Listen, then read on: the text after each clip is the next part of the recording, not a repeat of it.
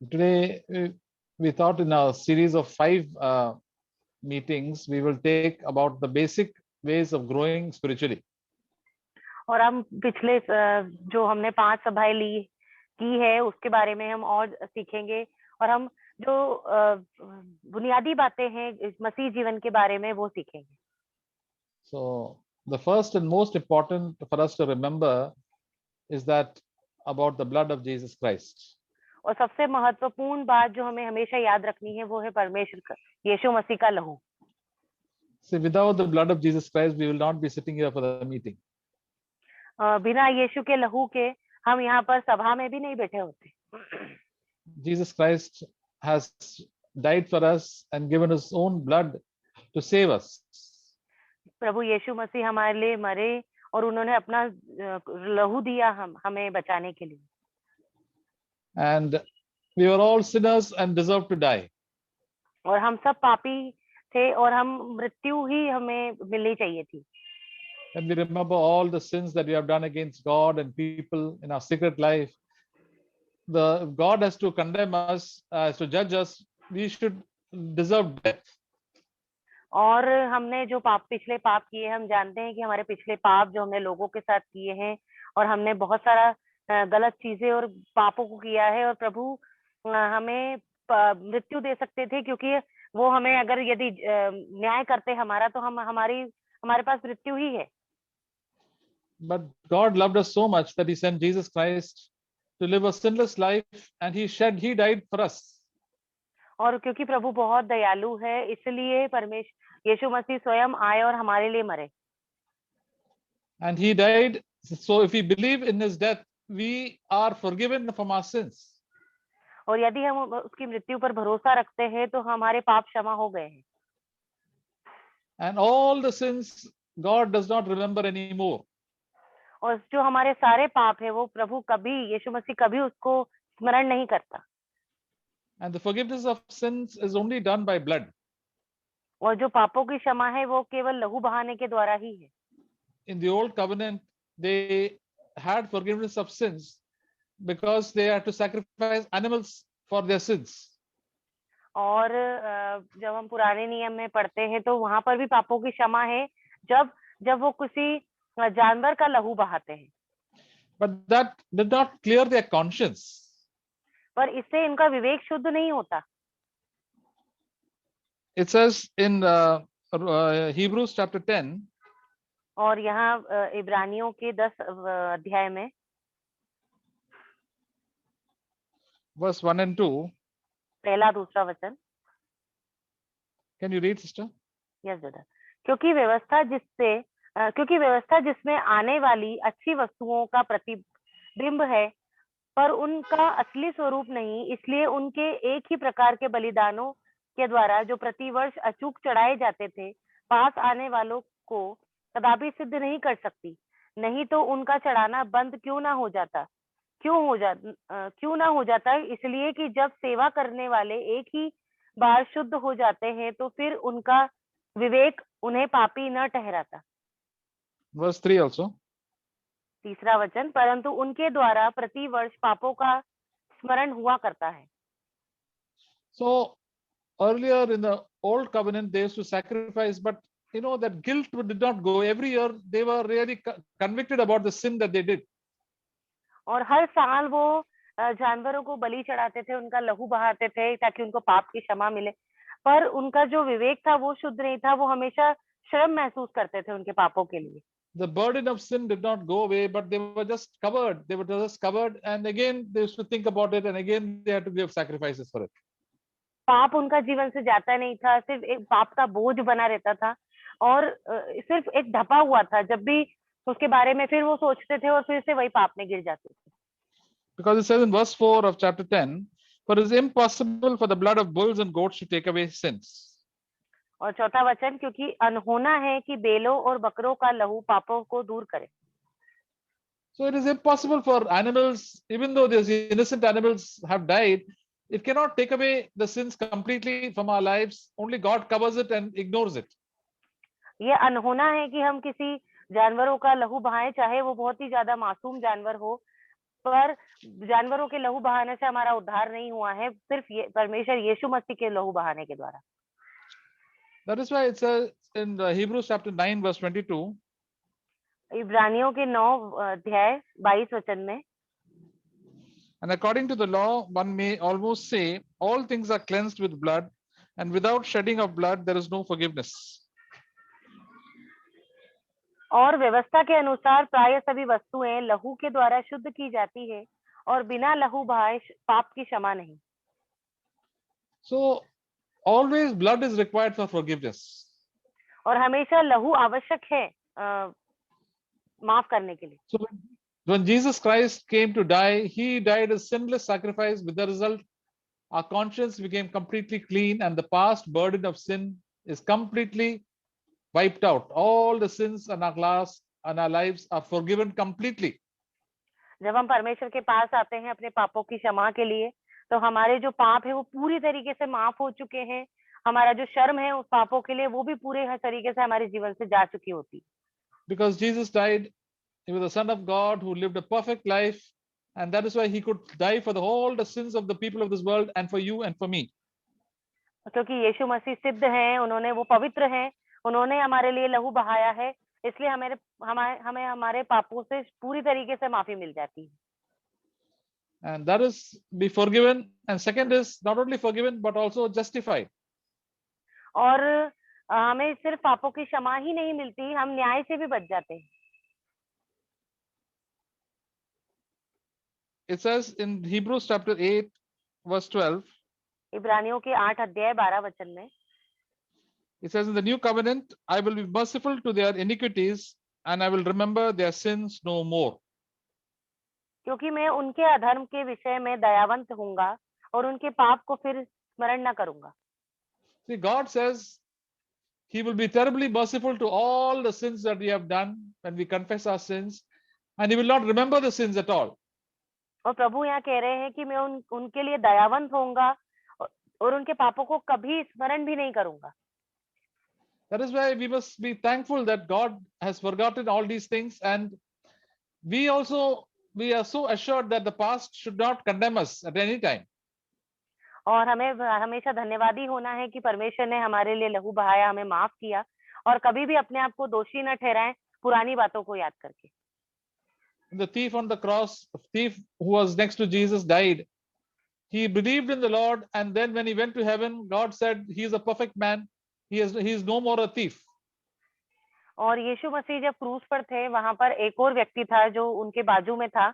उसने जब अपने पापों को मान लिया, तो उसके बाद उसने कहा कि अब मैं पहले जैसा नहीं रहूंगा। He is no longer a thief, but he is a righteous man. और वो एक धार्मिक व्यक्ति बन गया।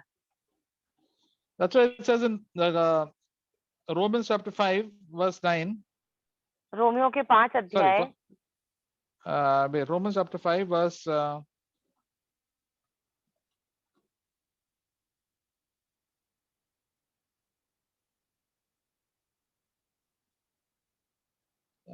5:9, yes. 9वां वचन, Much more then, having been justified by his blood, we shall be saved from the wrath of God through him. तो जबकि हम अब उसके लहू के कारण धर्मी ठहरे, तो उसके द्वारा क्रोध से क्यों ना बचेंगे। So because of the blood of Jesus Christ, I've been made just.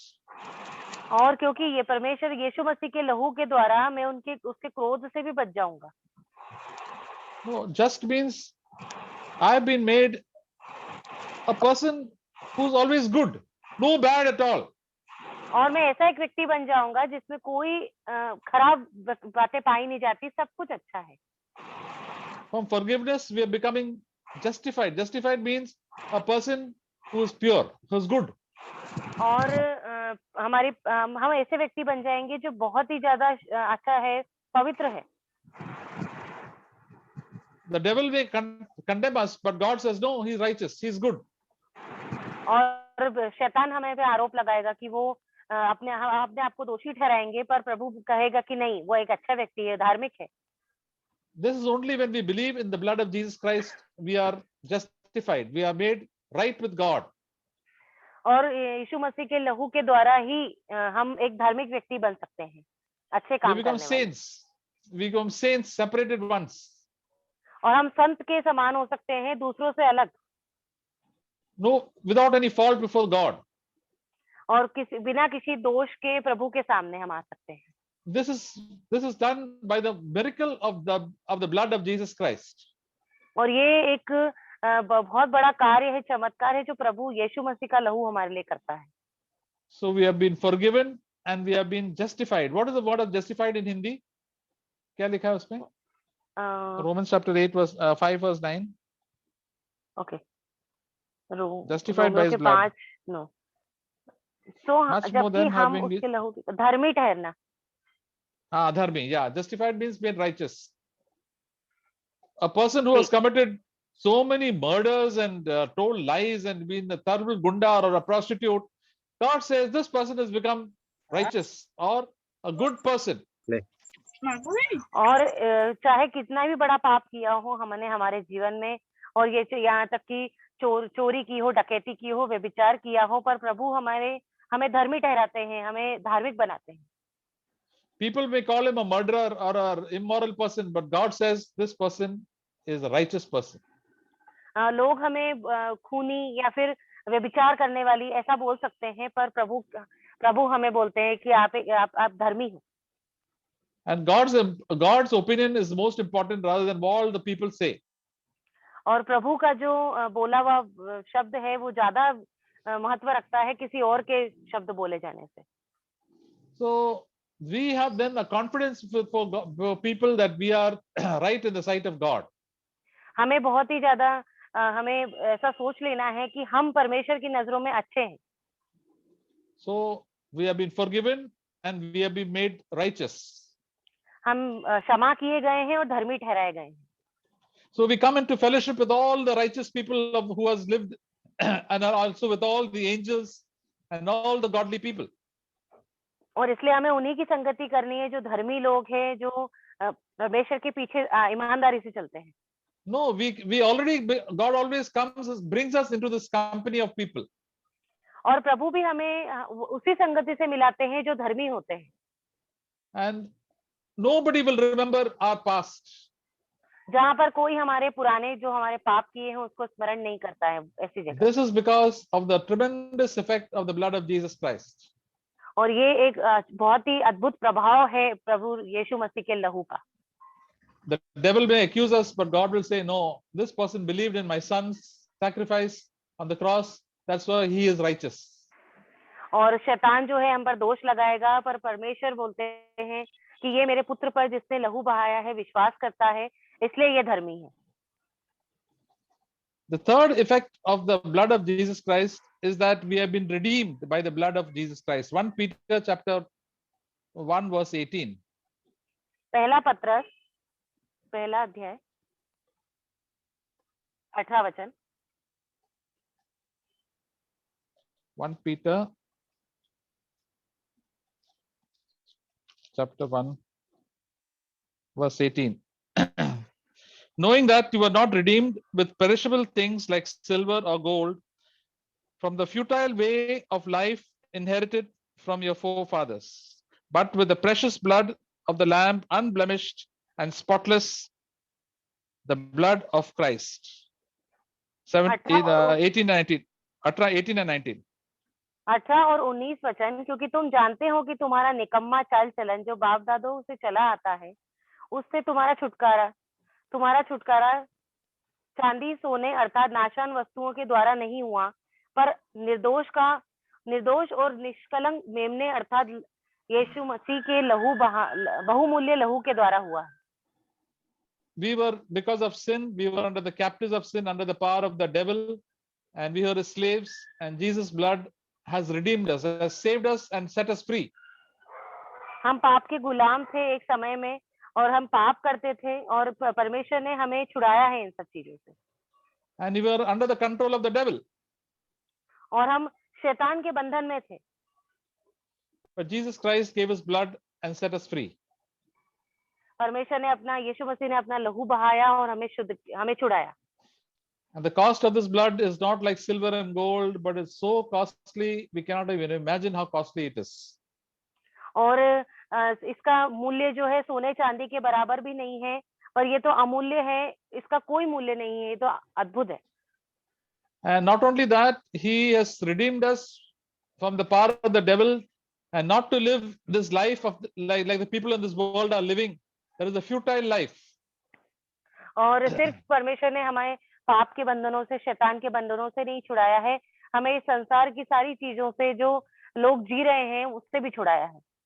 See, what are the people of this world living? What are your relatives living? What are your friends living for? They are living to have more and more money and to enjoy themselves, and still they don't get enjoyment and they don't have peace.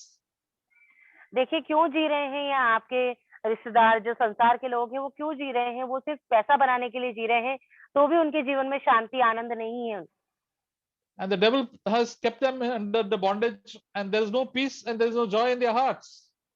और शैतान ने उनको बंधन में बांध रखा है, उनके जीवन में, उनके हृदय में कोई शांति नहीं है। That's why the Bible says they are living a very futile life or a very vain type of life. और इसलिए प्रभु कहते हैं कि बहुत ही खराब सा जीवन, जो किसका कोई महत्व ही नहीं है, ऐसा जीवन जी रहे हैं वो।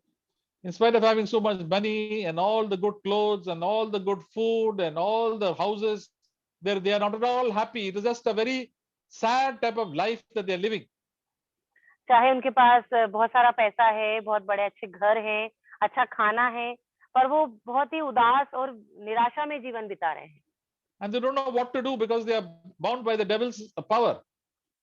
और उन्हें नहीं पता कि उन्हें क्या करना है, क्योंकि शैतान के शैतान ने उन्हें बंधनों में बांध रखा है। But when we believe in the blood of Jesus Christ and the sacrifice, we are set free from that way of life. और यदि हम यीशु मसीह के लहू पर विश्वास करते हैं, तो हमें हमारे जो वो पुराने पाप है उससे, जीवन से हमें छुटकारा मिल जाएगा। So we will tell, we are wrong. Earlier we used to be slaves of money and slaves of all our desires. Now God has set us free. We don't have to run after all these things, because you have to run after better things, heavenly things. हम देखते हैं कि हम पहले कैसे इस पैसों के गुलाम थे, अच्छी चीजों के, संसार के गुलाम थे, पर अब जब से प्रभु हमारे जीवन में आए हैं तो हम इस सब चीजों के पीछे नहीं भागते हैं। And that is because of the tremendous value of the blood of Jesus Christ. और इसके लिए ये क्यों हुआ है हमारे जीवन में, ये परमेश्वर यीशु मसीह के लहू के द्वारा, उसके प्रभाव के द्वारा हुआ है। That is, we must say, thank you, Lord, for saving me. Thank for your precious blood of the Creator of the whole earth, who made heaven and earth, the rivers and the mountains and the angels. He died for my sins. Such a costly sacrifice. और इसलिए हमेशा धन्यवाद ही रहना है परमेश्वर का कि प्रभु आपने हमें, हमारे लिए लहू बहाया, हमारे लिए आप पिता परमेश्वर, आपने पाप क्षमा किए, जिससे सारे संसार को बनाया। इस संसार की वस्तुएं जो सूरज है, चांद है, सब कुछ उससे बनाया, वो हमारे लिए मर गया। So all of you sisters are very, very costly in the eyes of God. और हम में से हर एक बहन जो है वो परमेश्वर की नजरों में बहुमूल्य है। Of all the people of this world in your city, God values you more than everybody else. आपके शहर में इतने सारे लोग रहते हैं, पर आपका मूल्य ज्यादा है प्रभु की नजरों में। When God looks down in your city, in your place, He only sees you as the most important person. आपके शहर को परमेश्वर देखते हैं, और आप जिस जगह पर रहते हैं उस जगह को लोगों रहते हैं, पर सबसे पहले प्रभु आपको देखते हैं, एक बहुमूल्य है। Because in God's eyes, you are very important and very costly. क्योंकि परमेश्वर की नजरों में आप बहुत ज्यादा महत्वपूर्ण हैं, बहुत ज्यादा बहुमूल्य हैं। All the rich and famous people, they're not at all important in the eyes of God. बहुत सारे अमीर लोग या बहुत सारे प्रसिद्ध लोग परमेश्वर की नजरों में कोई मूल्य नहीं रखते। And that is not because anything because of ourselves, but because Jesus Christ died for me. और ये हमारी खुद की वजह से नहीं हुआ है, बस इसी कारण हुआ है कि यीशु मसीह हमारे लिए मरे हैं। And we have been made children of God. और हम परमेश्वर की संतानें हैं। And how grateful we should be for God for that. और इसीलिए हमें कितना धन्यवादी होना चाहिए प्रभु के लिए। And having been made so costly in the eyes of God, we are taken into the presence of God by the blood of Jesus Christ. और क्योंकि हम बहुत ही ज्यादा बहुमूल्य हैं परमेश्वर की नजरों में, इसलिए हमें प्रभु अपनी संगति में, अपनी उपस्थिति में रखते हैं। Ephesians chapter 2 verse 13. इफिसियों की पत्री 2 उसका 13 वचन।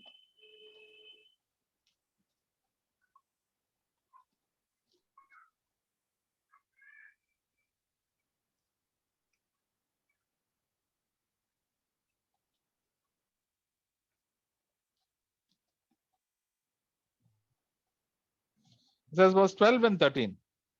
12 और 13।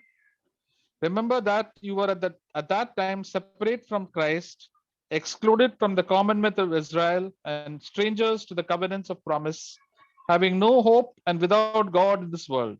But now in Christ Jesus, you who were formerly far off have been brought near by the blood of Christ. तुम लोग उस समय मसीह से अलग और इज़राइल की प्रजा के पद से अलग किए हुए और प्रतिज्ञा की वाचाओं के भागी न थे और आशाहीन और जगत में ईश्वर रहित थे, पर अब तो मसीह यीशु में तुम जो पहले दूर थे, मसीह के लहू के द्वारा निकट हो गए हो। So God draws us near to God, to the Father, because of the blood of Jesus Christ. और हम प्रभु के करीब हो गए हैं, निकट आ गए हैं परमेश्वर यीशु मसीह के लहू के द्वारा। So in the old covenant, only the Jews could approach God as the living God.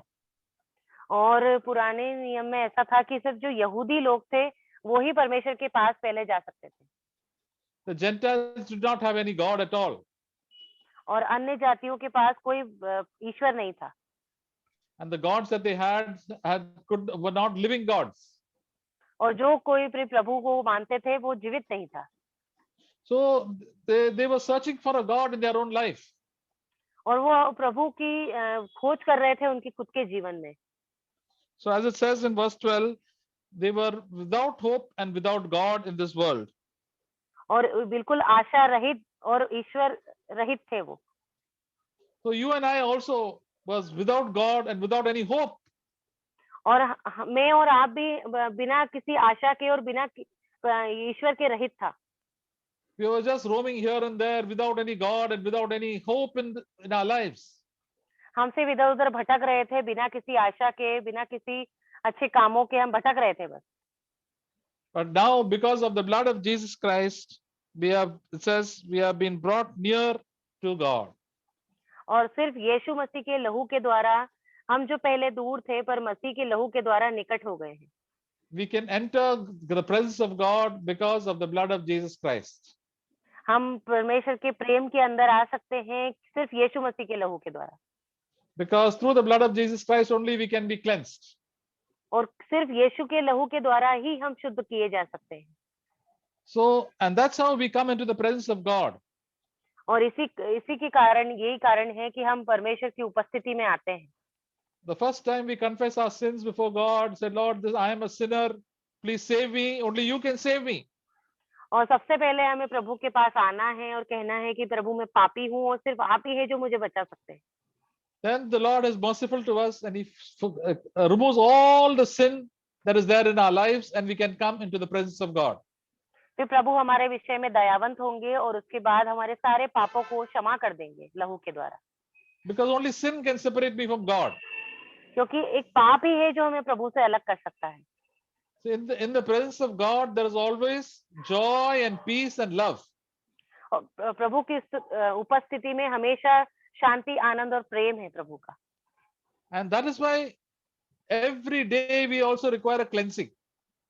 और इसीलिए हमें प्रतिदिन शुद्ध होने की आवश्यकता है। From the first day of our life, when we were unbelievers and unconverted and idolaters, we come to God, and every day when we confess our sins, sometimes unconscious and sometimes conscious, then only we will come into the presence of God and can pray to him and talk to him. और पहले जब हम पाप करते थे उसी के कारण हमें रोज पश्चाताप करने की आवश्यकता है। हम प्रतिदिन के जीवन में बहुत सारे पाप करते हैं, कुछ जानबूझकर करते हैं, कुछ अनजाने में हमसे हो जाते हैं। उसी के लिए हमें रोज शुद्ध होने की आवश्यकता है प्रभु के पास आकर। So we come into the presence of God by the cleansing of by the precious blood of Jesus Christ. और हम प्रभु के पास आ सकते हैं शुद्ध होने के लिए प्रभु यीशु मसीह के लहू के द्वारा। We have seen that verse many times in 1 John chapter 1. हम बहुत बार ये वचन पढ़ते हैं, पहला यूहन्ना पहला वचन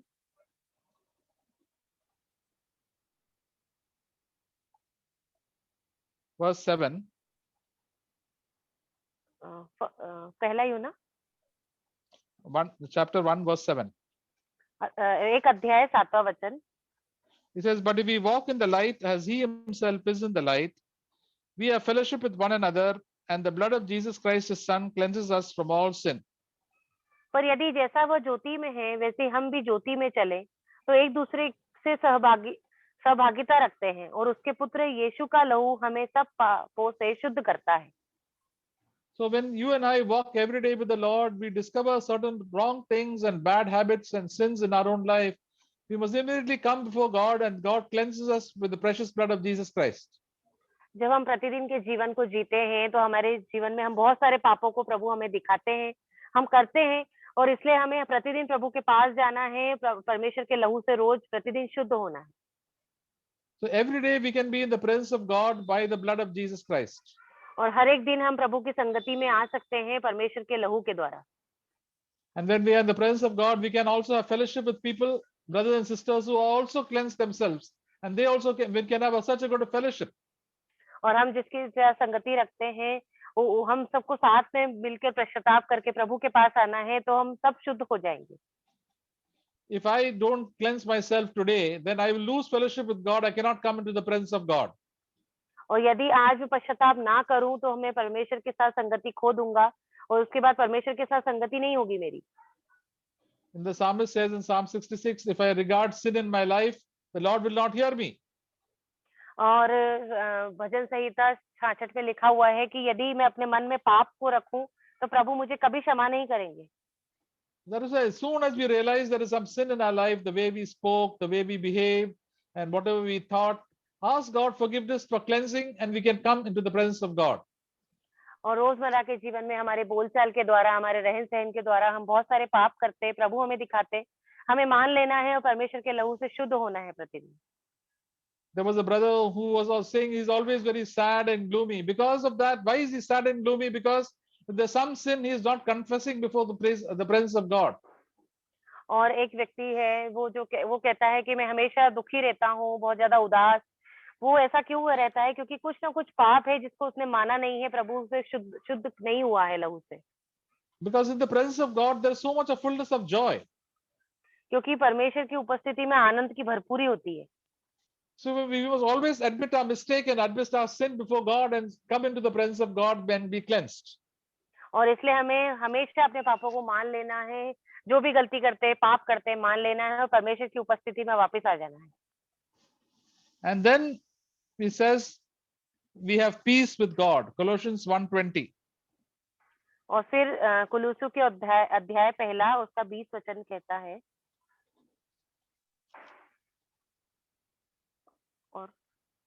और उसके क्रूस पर बहे लहू के द्वारा मेल मिलाप करके सब वस्तुओं का उसी के द्वारा से अपने साथ मेल कर लें, चाहे वे पृथ्वी पर की हो चाहे स्वर्ग की.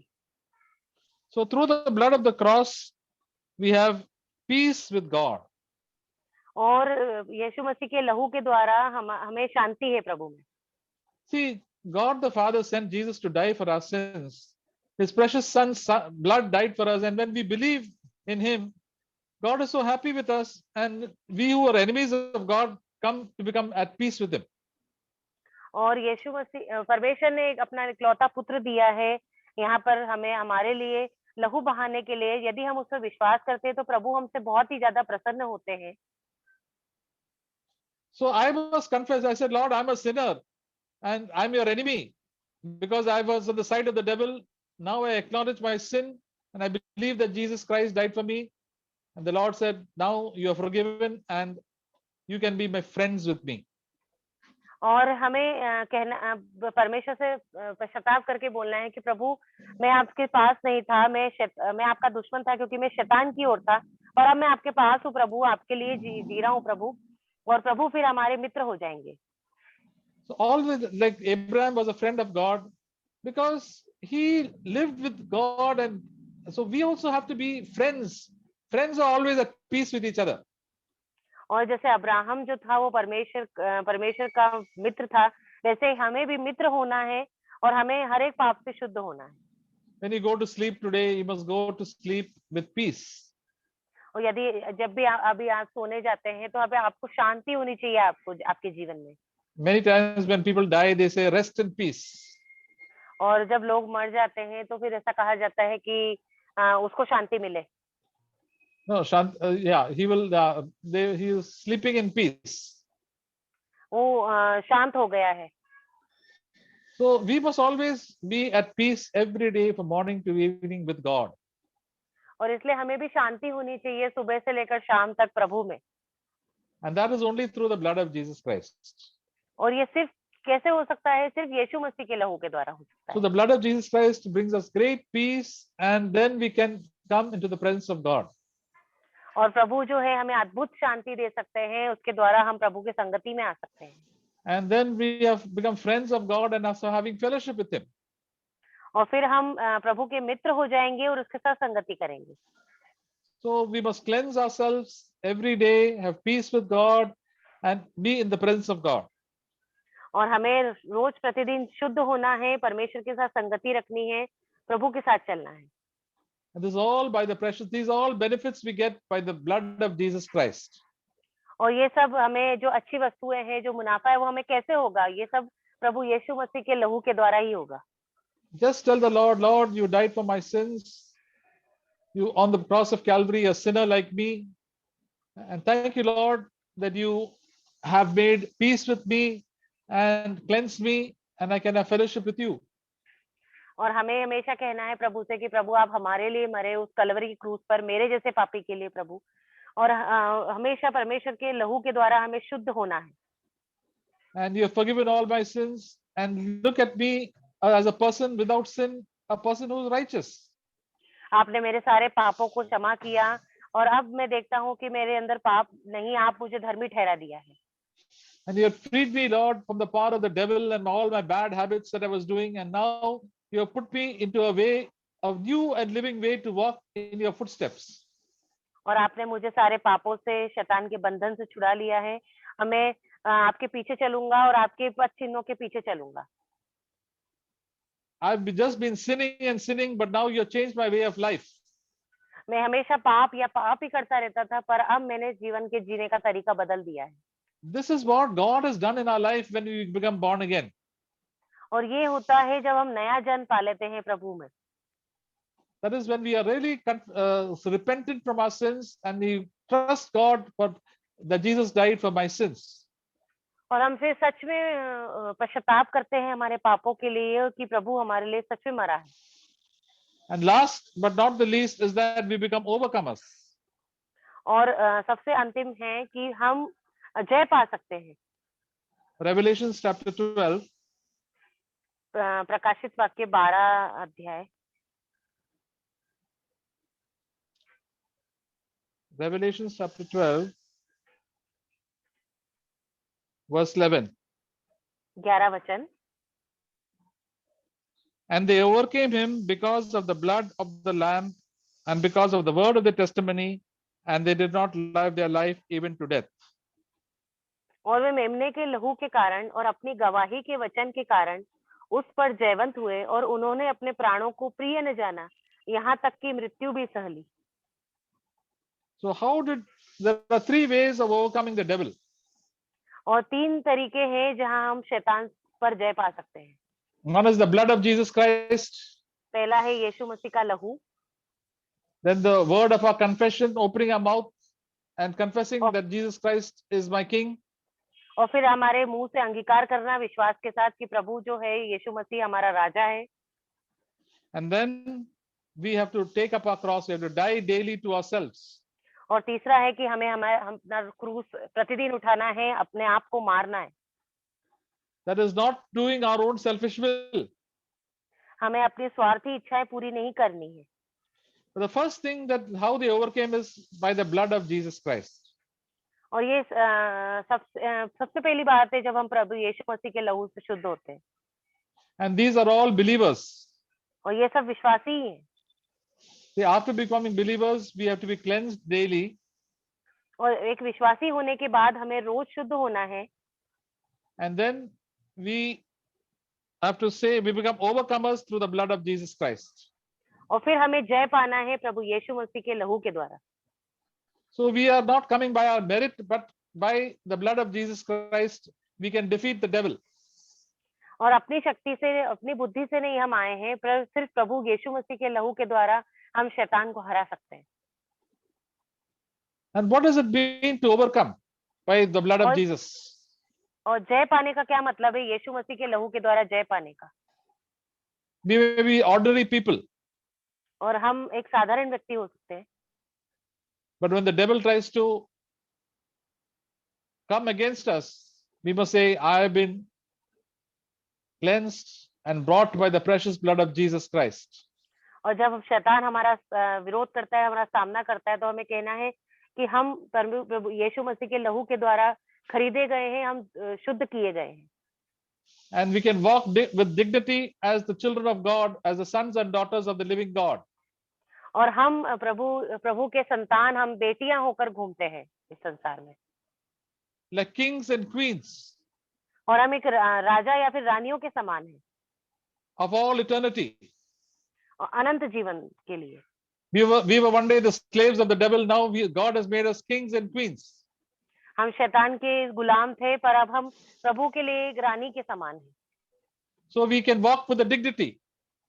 और हमें ऐसे ही अच्छी सोच के साथ जीना है। We are the VIPs of God. हम प्रभु के लिए बहुत ही ज्यादा महत्वपूर्ण हैं। So whenever anything comes, we have to remind ourselves, I've been brought by the precious blood of Jesus Christ. And we can confess that immediately what happened, the devil just go away. They run away from the presence, our presence. और जैसे हमारे मन में आए, जैसे हमारा मन हमें दोषी ठहराए, तो हमें कहना है कि हम प्रभु यीशु मसीह के लहू के द्वारा खरीदे गए हैं, शुद्ध किए गए हैं, फिर शैतान हमारे सामने से भाग निकलेगा। So whenever we confess the blood of Jesus Christ, I am a child of God by the blood of Jesus Christ, the devil runs away. और जब हम अंगीकार करते हैं अपने मुंह से विश्वास के साथ कि हम प्रभु यीशु मसीह के द्वारा खरीदे गए हैं, शुद्ध किए गए हैं, शैतान भागता है वहां से। We may be a very ordinary person, but the blood of Jesus Christ is so powerful that the devil cannot touch us. और हम बहुत ही ज्यादा साधारण हैं, पर परमेश्वर का लहू बहुत ही शक्तिशाली है, वो हमें छू भी नहीं सकता है शैतान, यदि हम ऐसा अंगीकार करें। And the sin will not have dominion over our lives. और फिर जो पाप है हमारे जीवन पर प्रभुता नहीं कर सकता। We can fight against the devil because of our position in Christ. और हम शैतान से लड़ सकते हैं क्योंकि हम प्रभु यीशु मसीह के साथ हैं। For example, when a person, there is a security check, and a lot of people, they are checking, showing they say, show your ticket, show your ticket. और जैसे एक व्यक्ति उसके समान है, जैसे कि वो एक सिक्योरिटी गार्ड है, वो अपने उसके टिकट को चेक कर रहा है, बार बार बोलता जा रहा है कि अपना टिकट दिखाओ। But when the boss's son comes, he doesn't show ticket. He said, "I'm the boss's son. I'm the beta of the boss." और जब मालिक का बेटा आता है, तब वो नहीं कहता है कि अपना टिकट दिखाओ, क्योंकि वो कहता है कि मैं मालिक का बेटा हूँ। He just confesses, and immediately the security allows them. They go back, say, "Namaste, sir." They say, the हाथ जोड़ते हैं सामने, and he goes straight. और फिर क्या होता है कि वो जो गार्ड वहां पर खड़ा है, वो कहता है कि हाँ नमस्ते, आप जा सकते हैं। Same thing with the wife of the daughters of the king. They don't have to show, because the daughters of the king can walk with dignity and show and tell that I am the daughter of the king. और यही राजा की बेटियों के साथ भी होता है, उनको कोई बोलता नहीं है, वो जहां जा सकती है अपनी आजादी से जा सकती है। So the devil will bow down before us when we know that we are the sons of God. और शैतान हमारे सामने झुकता है जब हम कहते हैं कि हम परमेश्वर की संतान हैं। And the daughters of God, because we have the authority by the blood of Jesus Christ. और हम परमेश्वर की संतान हैं क्योंकि परमेश्वर यीशु मसीह के लहू के द्वारा। What a wonderful privilege God has given you and me, brothers and sisters. और कितना बड़ा सौभाग्य परमेश्वर ने हमें दिया है भाइयों बहनों। Suddenly God gives us so much authority. और इतनी अच्छा जीवन जो है परमेश्वर ने हमें दे दिया है। We can say one word, SS, and then the devil will flee. और हम एक शब्द कहते हैं अधिकार के साथ प्रभु के द्वारा दिया गया और शैतान भाग जाता है। I don't walk with condemnation, but I walk with confidence. मैं एक दोष के साथ नहीं घूमता हूँ, पर एक आत्मविश्वास के साथ घूमता हूँ। So when Jesus walked on this world, he walked with the confidence of being a son of God. और हमें निश्चित होना है कि हम परमेश्वर की संतान है, जैसे यीशु मसीह अपने पिता के लिए बोलते थे। We should not have any inferiority complex at all. हमारे मन में कोई भी शंका या कोई ऐसा विचार नहीं आना चाहिए That we are somebody low. No, we are the children of the Most High, sons and daughters of the living God. कि हाँ, हमारा अपने स्तर को नीचे नहीं करते हुए हमें हमेशा यही मानना है कि हम सर्वशक्तिमान परमेश्वर यीशु मसीह की संतान हैं। And God has made us kings and queens. और प्रभु ने हमें राजा और रानी होने के लिए बुलाया है। See, all of you all are sisters over here sitting here. और जितनी बहनें यहाँ पर हैं सभा में, So you should say, I am queen, so and so. और आप ऐसा कह सकती हैं कि आप एक रानी हैं। I am Queen Sonali, I am Queen Mary. और मैं क्वीन सोनाली हूँ और मैं क्वीन मैरी हूँ। And put that queen name before your name. और आप अपने नाम के आगे क्वीन लगा सकते हैं, रानी लगा सकते हैं। Yes, that is a dignity which God gives us. और ये अधिकार जो है प्रभु ने हमें दिया है। All this comes by the blood of Jesus Christ. और ये सब इसलिए आया है सिर्फ यीशु मसीह के लहू के द्वारा।